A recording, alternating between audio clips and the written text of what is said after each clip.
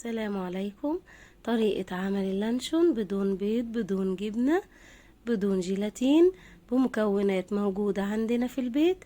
هنعمله بطريقة سهلة وبسيطة، وهيطلع بالجمال اللي حضراتكم شايفينه ده. من أحلى وأجمل وأسهل الوصفات اللي ممكن تعملي بيها لانشون، وهيطلع زي بتاع بره وأحلى كمان.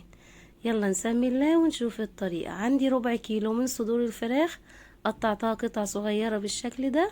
هنحطها في الكبة ونفرمها فرم ناعم جدا.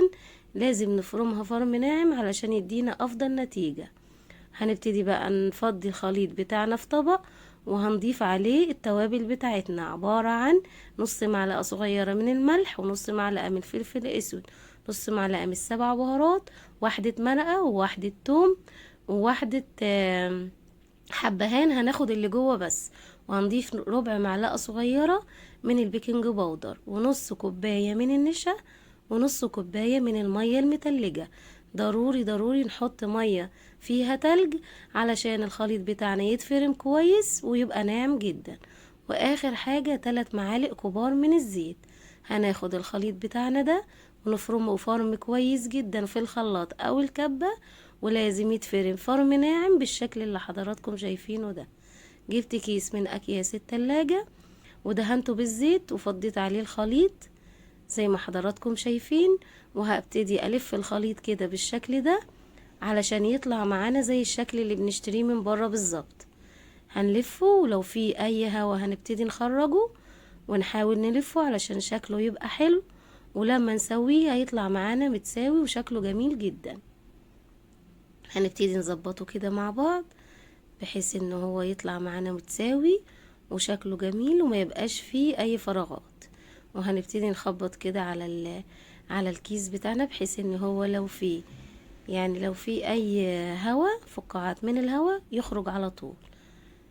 ونقفل بقى كويس جدا من الاجناب، ونبتدي بقى نربط الكيس كويس جدا.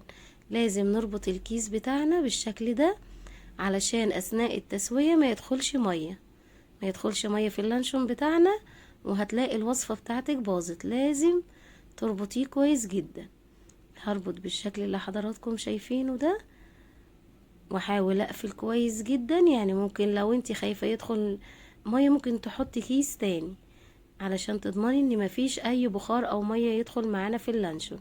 هنجيب بقى ورق الفويل وهنبتدي نلف كويس، وبرضو ممكن تحطي ورقتين او 3 من الفويل بالشكل ده. وهنبتدي نقفل برضو، هقفل كويس جدا بالشكل اللي حضراتكم شايفينه. لازم اللانشون بتاعنا يتقفل بالطريقة دي علشان مفيش اي مية او بخار يجي عنده. هنجيب بقى مية بتغلي، حلة كده تكون فيها مية بتغلي، وهنحط فيها بقى اللانشون بتاعنا وهنسيبه. هيقعد وقت قد ايه؟ هيقعد بالظبط ساعة وربع من غير ما تعملي فيه اي حاجة او تضيفي اي اضافات. هيفضل ساعة وربع، وبعد الساعة وربع هنخرجه ونشيله من الفويل والكيس ونحطه في التلاجة. هيقعد معانا مش اقل من 4 ساعات. 4 ساعات علشان يكون اتشمع ونعرف نقطعه مع بعض، وهيبقى بالشكل اللي حضراتكم شايفينه ده. بصوا ما شاء الله، بعد 4 ساعات بقى بالشكل ده. هنبتدي بقى نقطعه مع بعض.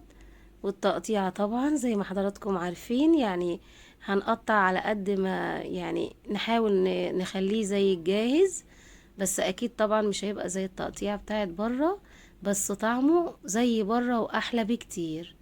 يعني هتجربوه ان شاء الله ويعجبكم.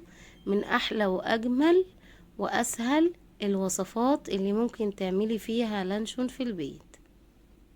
يعني مفيش انضف ولا احلى ولا اجمل من كده.